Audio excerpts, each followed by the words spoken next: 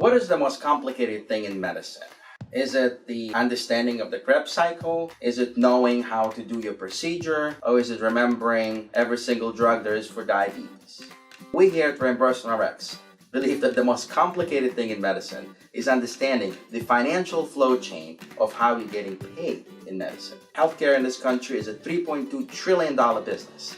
And those dollars are being given to you as a provider by someone, somehow. The system is so complex and so complicated that it's very hard to know exactly how the money is getting to you. Where does it start? Let's take the most common example, the easiest example, is that you are an employee of a large organization. You see a patient, and then your organization bills the insurance. In a few days, in a few weeks, they send the check for whichever service you performed. Now, how much you're billing? If you're in private practice, you know what your rates are. If you're working for a hospital and organization, you probably should find out what those rates are or whatever they're billing you insurance for, and then insurance gives the money back to you, right? Not necessarily. It depends. What does it depend on? Well, it depends on your patient. It depends on whether or not they have a deductible or whether they have the out-of-pocket maximum that they have not met yet. It's not so simple.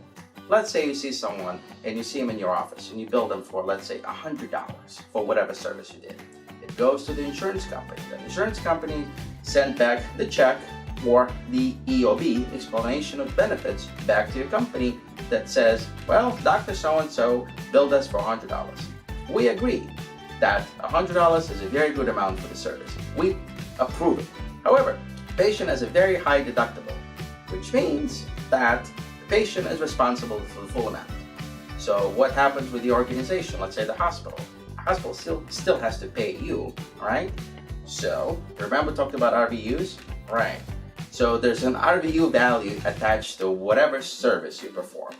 And I'm just giving a hypothetical example here. Let's say for that service that you provided for $100, that was 1 RVU.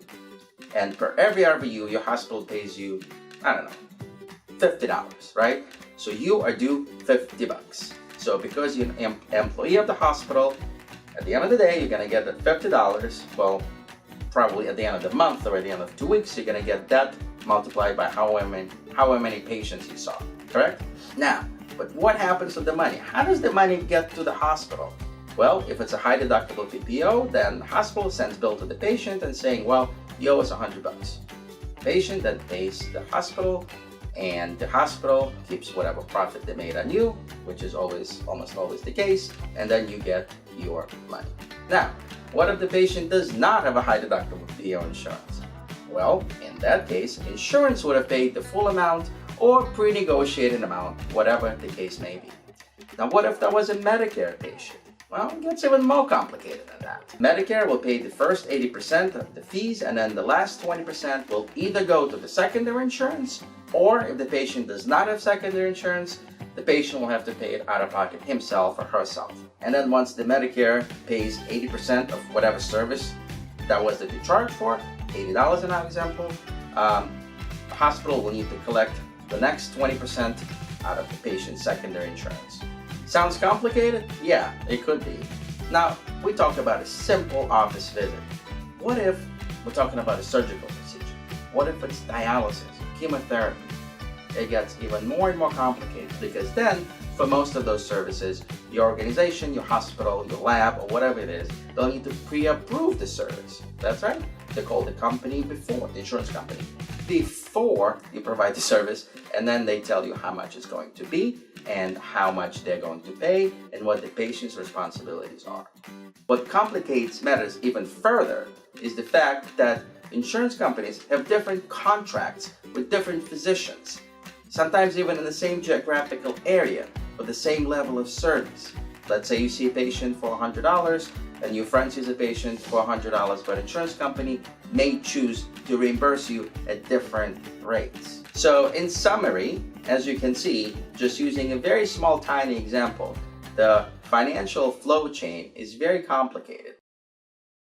Reimbursement Rx presents an event for all tri-state area resident fellows, established physicians, nurse practitioners, and physician assistants. the Financial Blueprint Seminar for Medical Professionals. It's unfortunate, but the vast majority of newly graduated medical residents and fellows do not understand the business of medicine. And worse still, most established doctors do not either. We are here to teach what residency does not, and what hospital systems and medical groups do not want you to know.